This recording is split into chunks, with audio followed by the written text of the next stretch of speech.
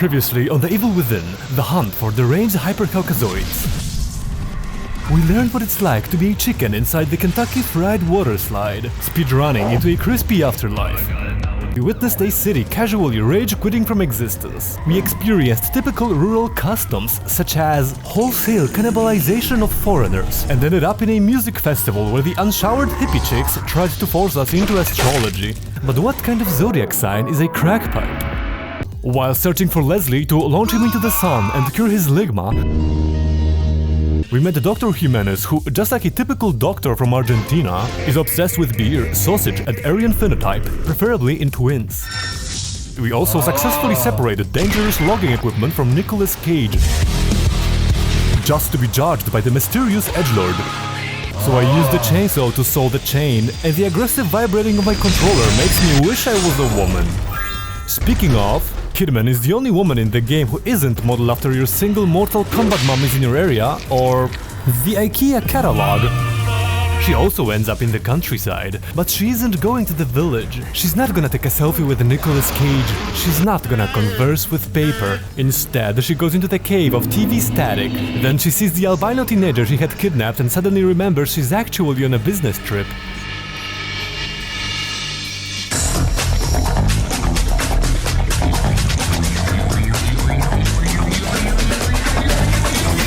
Welcome to Mobius, Miss Kidman. As the CEO of this organization, I would like to invite you to our L33T ranks and offer you this Lee Epic Dollar Tree gift card like a boss. See? We know how to speak millennial.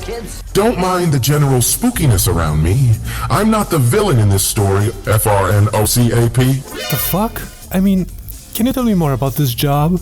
There's this kid, Leslie Withers, who's way too white, so we need to launch him into the sun. Hashtag mood. Am I right?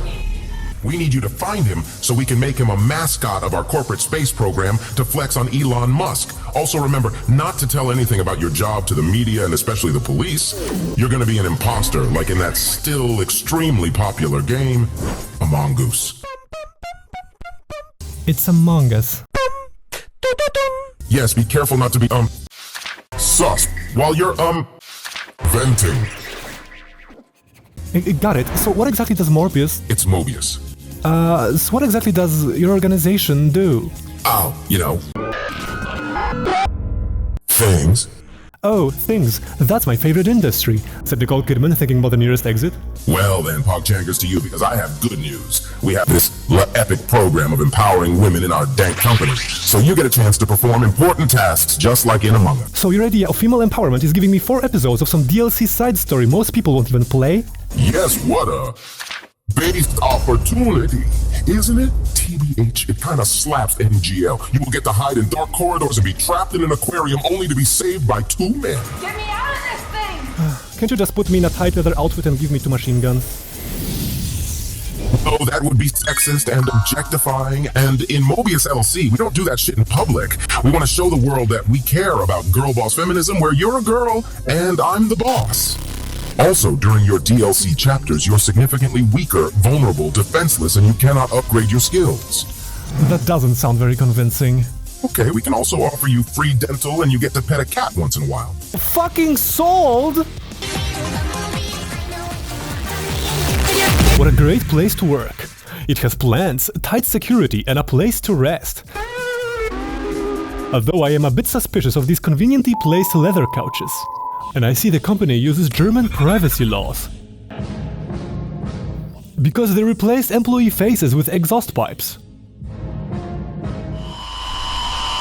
It's our first day at work, so let's meet our new colleagues. Hi, I'm Nicole Kidman. What do you think about working here? Okay, now it's time to continue our onboarding process and participate in team bonding activities, which includes a fentanyl injection from our superior. Getting vaccinated against the labor union virus has never felt so good. 14 hours later and our first shift is almost finished. The office is mostly deserted, except for Joffrey from IT, who reminds us we still have urgent cybersecurity training to complete. Karen from accounting also lingers around and notices we had coffee in her favorite Minion mug. So she bursts into a violent spargout that is totally unproductive, just like her uterus. I'm sorry, that joke might seem a little labored, unlike her uterus. When playing as Nicole Kidman, stealth is not an option, it's a necessity. The CEO of Morbius has emancipated us from possessing means of self-defense, so being patient and careful is advisable. What is also advisable is being a bat or a deep-sea creature because I can't see shit!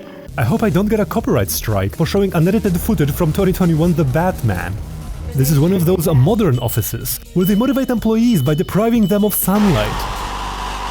The diversity quota now requires hiring the fucking Nosferatu. Very woke.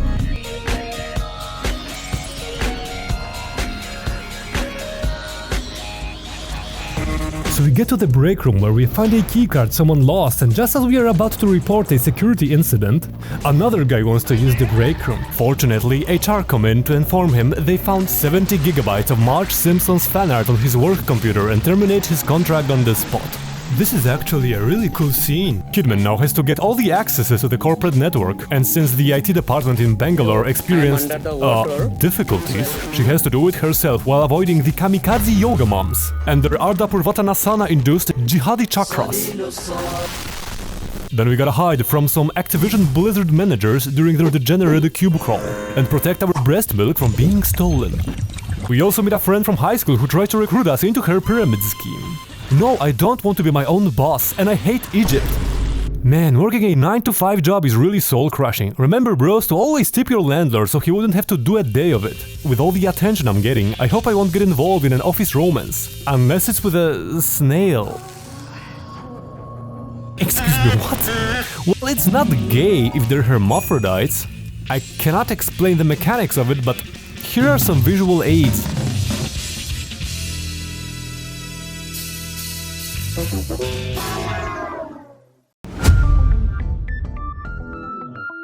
Meanwhile, back in Resident Evil Village, Sebastian meets up with Dr. Jimenez and he leads us to his brother, who apparently is a surgeon. And according to him, there is a kidney stone lodged in our throat that needs to be extracted immediately. Unfortunately, I don't have medical insurance and I have reasons to believe his medical practice was not authorized by the government. So my duty as a citizen is to bombard his illegal clinic with World War I grenades. When you're in a coma in an American hospital and then you see the medical bill. We finally catch Leslie red-handed trying to cook meth inside some Discord mod's basement. Then we have the best set piece in the game. Sebastian Navarro Miguel Javier Castellanos is like, "Shut up, Nimrods, I think it's the DEA." And the door opens like BAM! But nothing happens. It must have been the Skyrim wind trademark, I thought, when suddenly this Udis Megma-looking fellow appears and uses me to test his alternative treatment methods. I guess that's what happens if you go to a family doctor as an orphan. The protruder intruder remains invisible for the most part, appearing once in a while to punish us for cancelling the appointment with no prior notification. Get the fuck out of here. I can't believe you've done this. With Leslie's psychotic whining working like an early warning system. I was pretty tense during that fight and my favorite moment was when I paused. And that's when I got so startled, so jump-scared, that my butt cheeks slapped against each other so hard that my butt crack sealed up forever and disappeared like some mystical elven inscription from an ancient menhir.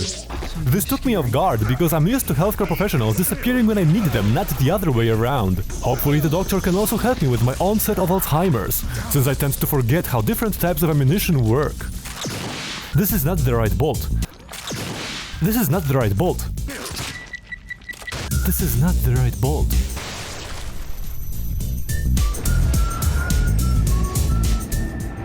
After reducing Dr. Melting Face to a puddle of Mountain Dew, I realized that the doctors and other healthcare professionals are to us like loving parents, so it's okay to never visit them. Why would I go to a doctor?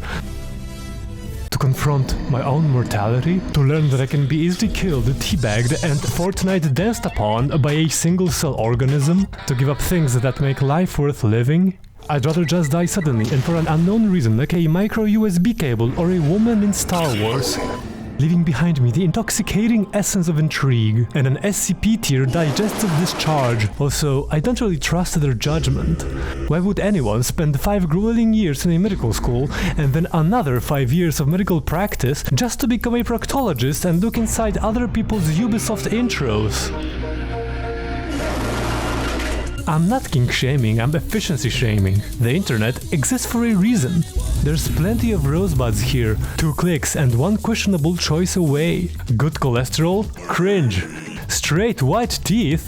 That sounds problematic. Aging? Don't give me that shit, doc. I call it speedrunning to hell.